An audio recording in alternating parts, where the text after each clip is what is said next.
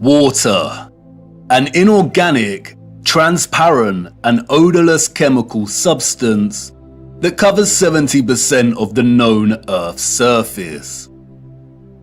It is the driving life force behind the carbon-based organisms that flourish on our Earth.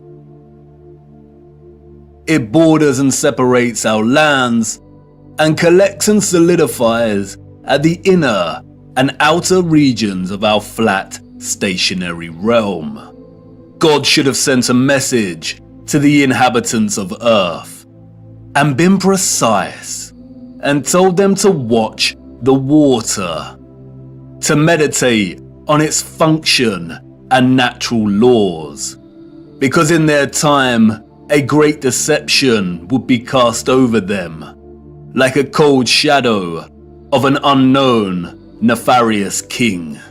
And maybe God did send this message in the form of a flood, but its truth was mythologized and buried, and the lie propagated in spite of it.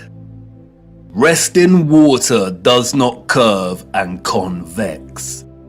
The natural laws of a resting body of water insist that it takes the exact shape of the container it fills, and always finds and maintains a flat level. Resting water always rests flat. And watching the water when we sit at vantage points, when journeying above in planes, and before we take a sip from our drink, we must remember to never forget this law. Most of us instinctively understand the laws of water, and yet many continue their day-to-day willfully participating in the nonsensical, heliocentric hoax.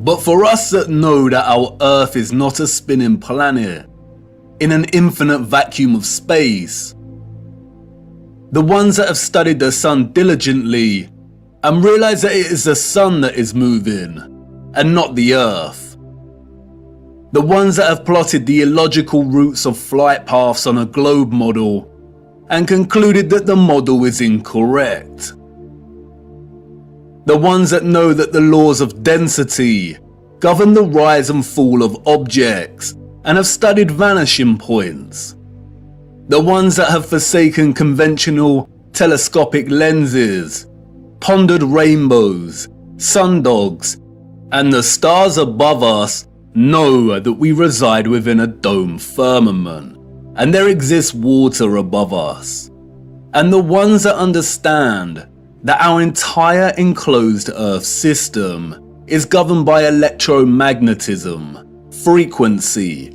and vibration that emanates from a central magnetic North Pole.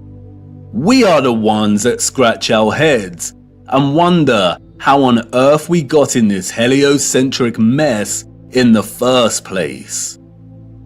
And if meditating on the stars in the water beyond our firmament long enough, and on the electromagnetism, frequencies and vibrations that make them twinkle through so many shades of vibrant colors and geometric patterns, one might perhaps, just perhaps, ask, is there something more to electromagnetism?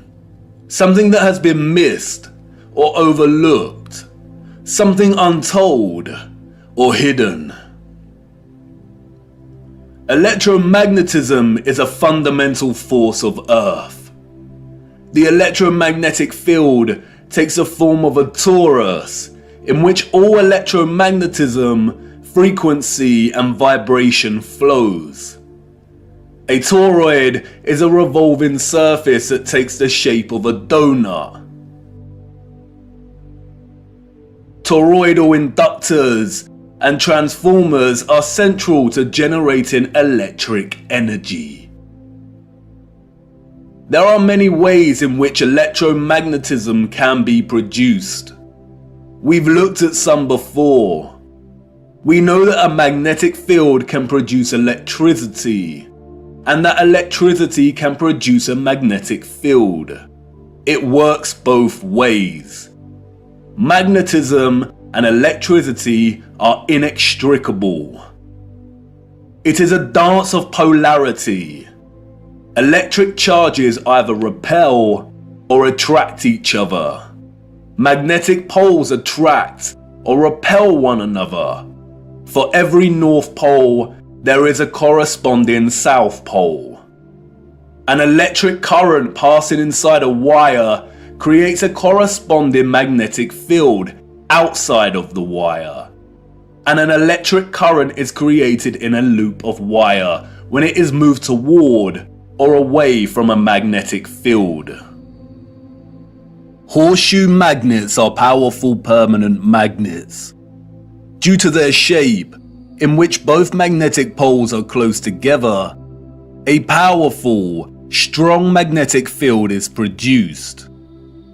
The horseshoe magnet can also function as an electromagnet. The first ever electromagnet was invented in 1824, we are told, and was in the form of a horseshoe magnet. Its power was evident from the beginning. It weighed only 200 grams, but could lift 4 kilograms of iron. The key to the horseshoe magnet's power is the placement of its poles. You can see the magnetic field here, represented by the vector lines. If you look closely, you can see the concentration of the magnetic field is greater near the poles of the magnet. Since as far back as we can remember, we have been presented with and entertained ideas of the future. Not necessarily our future as individuals, but the future of humanity, technology, and society at large. Whether it is in the form of Hollywood movies, you know the ones, the action films, the science fiction sagas, and the animated kind, or literature, music, and art exhibitions. In these we see our technology taken to its limits. Crafts fly, computers live, robots help out, holographic screens decorate every room. Cities continue to grow upward into dominating skylines. Some can teleport, and space travel is now possible and the accepted norm. Outside of fiction, we also have sobering documentaries telling us where we are heading, usually featuring narration by an old man, lamenting the unstoppable path we are on. It's all very serious. We are destroying our planet, the only one we have. And we have political parties, non-governmental organizations, and the trusted voices and scientific, award-winning geniuses sharing similar messages. And really, when you look closer at both the fiction and the alleged facts, they all share the same underlying premise and principles. We are becoming so technologically advanced that the planet we reside on is no longer enough, or can no longer sustain our activity. The advanced artificial intelligence systems, the flying crafts, the breakthroughs in cloning and medical beds mean that the natural world has suffered as a consequence. And depending on the type of genre you are entertaining, the solution is either 1. For humanity to perish as a result, perhaps destroyed by the very artificial intelligence systems it created in the first place, or perhaps by a natural, lung-choking virus that has mutated and is sweeping the earth to restore natural balance. Or 2, for humans to say goodbye to their lonely little blue ball and head off into space in search of a new home. But you see, there is no globular planet, and there is no space, and therefore all visions of the future are purely fictional, and not particularly innocent. What we don't see emphasized in these visions of the future, however, is the potential of electromagnetism to transform all human life, technology, and society. Which is strange when you consider that all life and the earth itself is impossible without electromagnetism. Why wouldn't visionaries want to explore this in more detail? Could it be that they are not allowed to? Could it be that they are afraid of something? Afraid of us connecting one too many dots, perhaps? And again, horseshoe magnets can act as powerful electromagnets.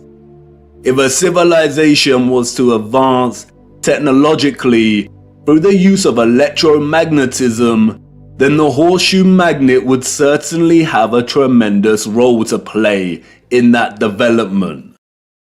Yes, it certainly would. And it certainly did. The horseshoe magnet. The Arc de Triomphe. Yes, one of the most powerful electromagnets ever constructed.